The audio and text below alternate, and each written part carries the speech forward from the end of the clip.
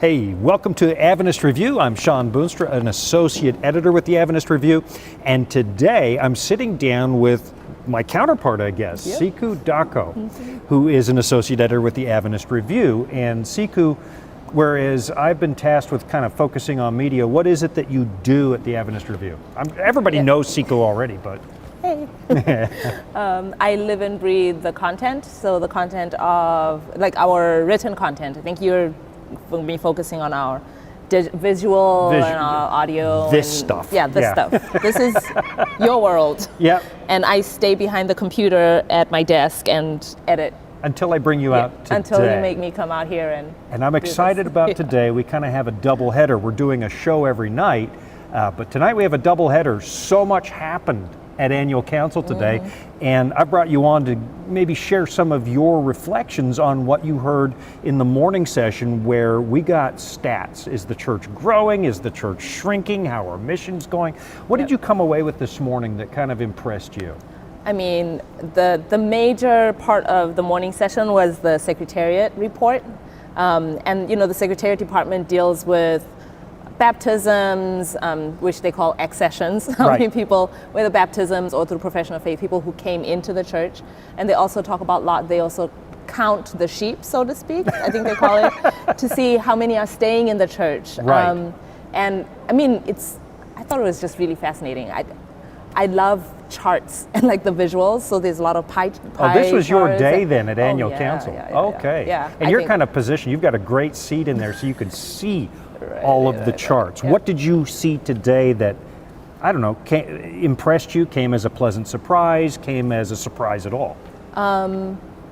Well, we have a family group on WhatsApp, so I've been sending them, updates, because they're not sitting watching the whole thing, which you should go and watch the whole thing. Just sit and watch the whole thing. It's fascinating. But I've been sending them updates, and one of the things that I sent to my family was that since COVID, there's been a huge bounce back in accessions, in people coming into the church, which I think was encouraging, very encouraging to see, that people are accepting the truth. And I think sometimes you get caught up in the negative news, and it's nice to hear, it's uplifting to hear a positive report about what God is doing, in the church. Yeah, what I saw today was it was like, okay, this movement is growing as expected. If we are the prophetic remnant movement of God, you should expect it going to every nation, kindred, tongue, and people, and that really is happening. There was a little dip at COVID season in growth, and I don't know if there was actually a little loss in 2020, but since then, as you say, it's been bouncing back incredibly. Yep. And they started going through some numbers today. I think 6 million accessions in the last quinquennium. That's quite a few. What were some of the things you noticed out of those reports that maybe? I mean, on the downside, I guess, which David Trim was sharing the report with the statistics. He's the director of the archives and statistics. ASTR, we'll call it. Yes, ASTR, David Trim. But he talked about net losses, and this was sad, and that he said about 43.17%, not about. The figure he gave was current net loss rate is 43.17%, which means, for all the people that are getting baptized, the people that are leaving, these are living net losses. So these are not people who are dying and getting removed off the books because they died. It's people who are actually leaving the church. Right. And that's a sobering statistic to think about. And I think if we really pause and think about our local churches, think about our friends in the faith, that number feels just about right. For me, friends who I was in ministry with even, who have left the faith, or friends who you're in church with, and that person you don't see anymore on Sabbath. One of the things he said is the positive side of having that number is it shows that we're actually counting the sheep, or we're taking stock of who's there and who's not there. And that's good.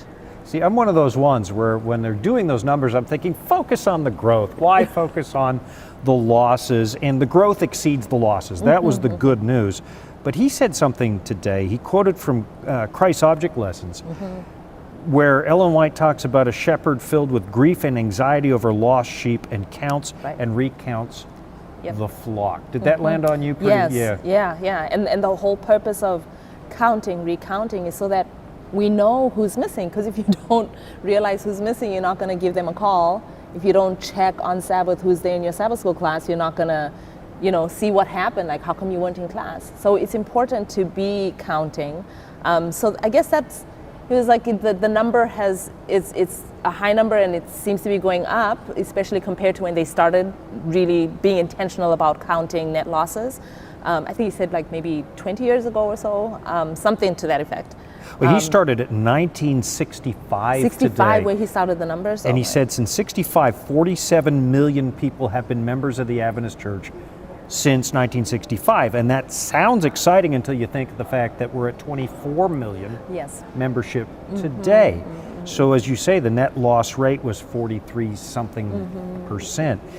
And that ought to bother us probably more than it sometimes does. I mean, in your family, you've got children, right? If one of them was missing, you don't just let that slide. Oh, good, I still have a few left. They're God's children. Yeah, totally. So, I mean, that was a sobering part, I think, of the report. On the positive side, as he said, is we're trying to do better in taking stock of the members who are there. On the negative side, people are leaving, and that's a moment of reflection, like what's going on, in our churches. Absolutely.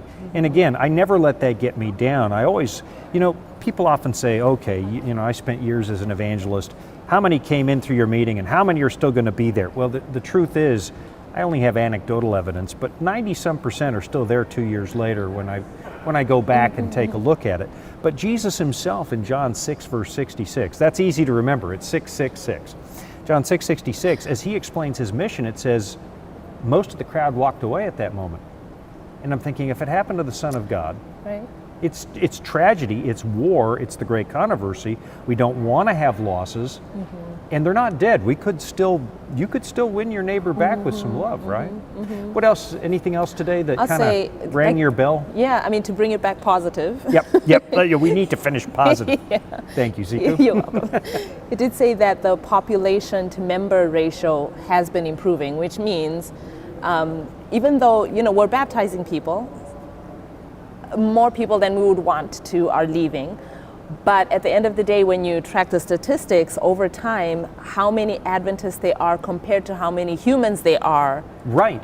And Adventists are humans, but how many human Adventists barely, folks, barely. Yeah.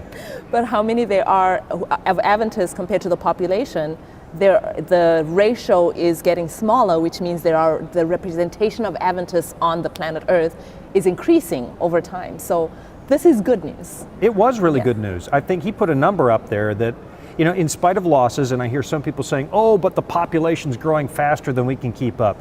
I think we need to just keep our heads down and do our mission. Noah didn't have any promise of any baptisms, and we're doing better than that. But you're quite right.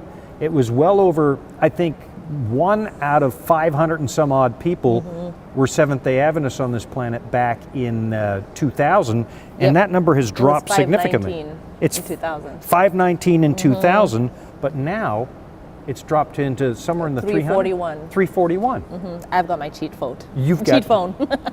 And I have a cheat iPad, but I can't find my notes like Sikhu can, which is why she's in charge of written content. Exactly. Yeah, that was good news. Let's turn to the Adventist Review for just a little bit because, hey, why can't we put in a shameless plug? Of course. What kinds of things should readers look forward to in the months ahead? Some statistics that were not in David Trim's presentation that Alden McEdward talked about, which were also sobering about the 1040 window. Oh yeah, that's true. Yeah, and it when he was sharing these statistics, it reminded me we've got an issue that's coming out in a few months in January we've got several articles that are planned kind of around that topic, like talking about, as a church sometimes we feel like, oh, let's preach the gospel, but just like with counting the sheep and taking stock of where we're at, it's like taking stock of where we are missionally.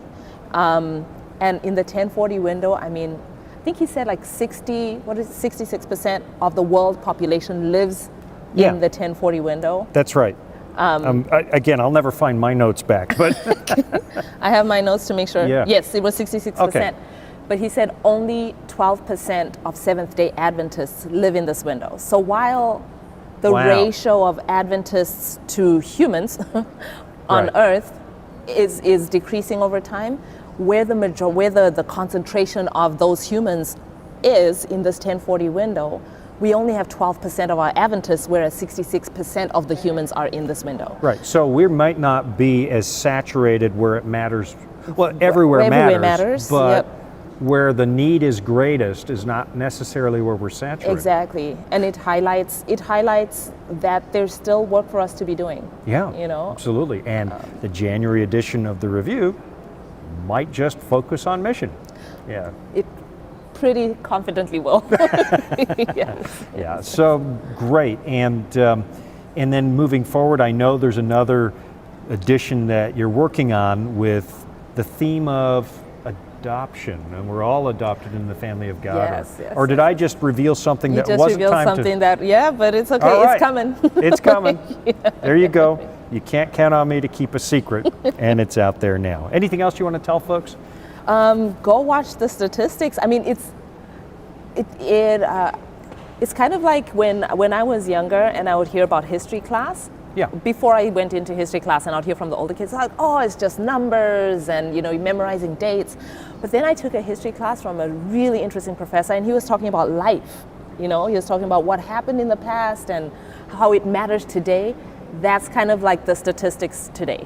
Yeah. In the morning session.